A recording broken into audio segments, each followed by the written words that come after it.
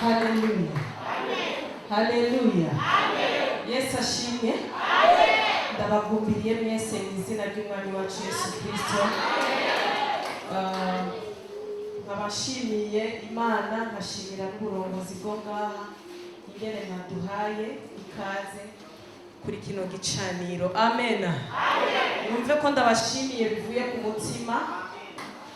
Hama ku mazina ndibaza mwayumvise ni Jaja Janine Uwimana, nk'abantu umuririmvyikazi wa gospel. Nkaba ngomba kuririmba indirimbo ivuga ati abantu sibo mana. Haleluya.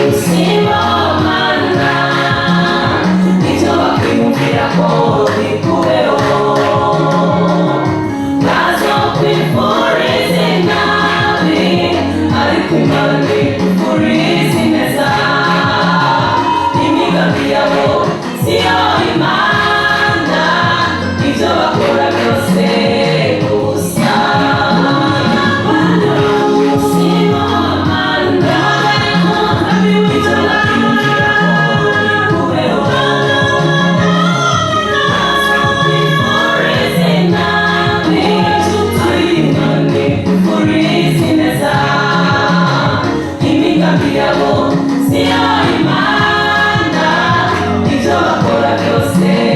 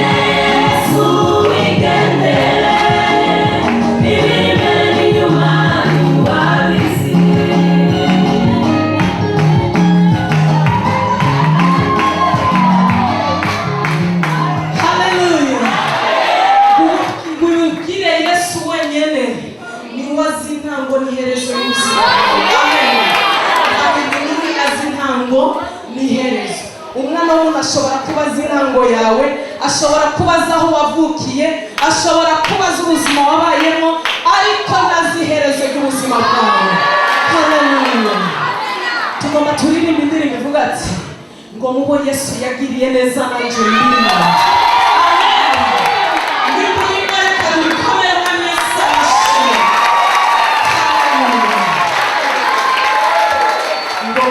ndimo. Mubo Yesu yagiriye neza, mubo yitanze nanjye ndimo, mubo yakijije nanjye ndimo, mubo yahaye urubyaro nanjye ndimo, mubo yakoreye bya bintu byose nanjye ndimo. Amen. Yes.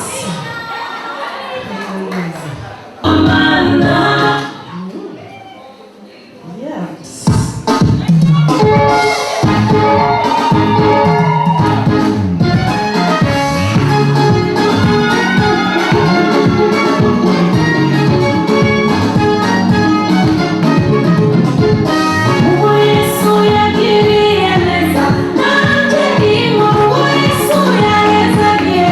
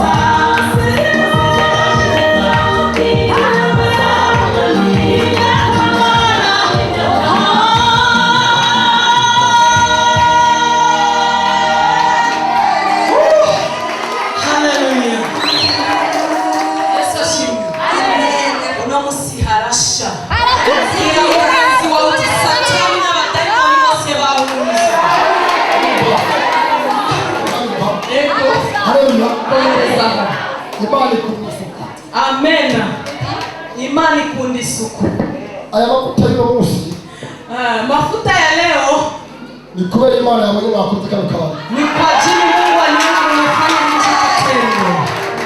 Yes. Jewe nahinje narahadewe. Yeye alipokuja amepasahau kabisa. Ni kuvuga ngo umuntu yakoze kino kintu. Ni kusema kwamba mtu aliyefanya hii kazi ni lazima Imana ikubwiza bwa kabiri. Lazima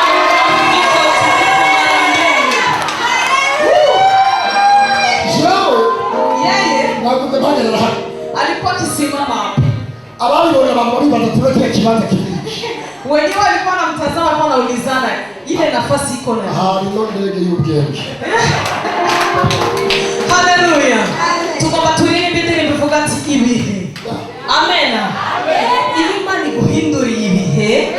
Babandi bagenda kubwira babandi yuko wakubititse. Nibo bagaruka kubabwira kandi ko Imana yakugiriye neza.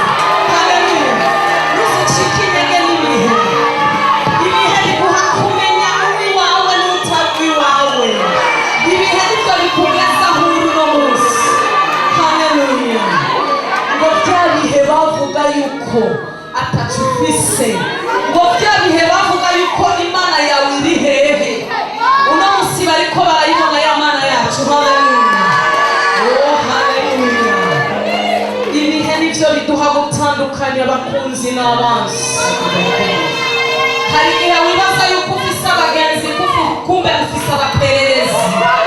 Abantu baguperereza bamenya n'ivyo we bigeze. Ariko baje bagasanga Imana yaraguhinduriye amateka. Haleluya. Nibo babandi bacane kubwiye urazinaka. Hari igihe ananirwa kumubwira ivyawe vyiza agatangura kuvuga didinganya. Akabura abihera. Ariko ndagutangarije ibihe ntibize biguca intege. Ahubwo bize biguha amashimwe. Biragushiriraho indirimbo.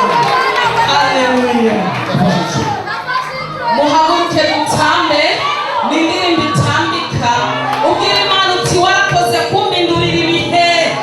Warakoze Mwami kunkura muri iki kibanza ukashira mu kindi. Ubwira Imana uti naho uno munsi bitarakunda ejo bizokunda. Ibyo ni ibihe.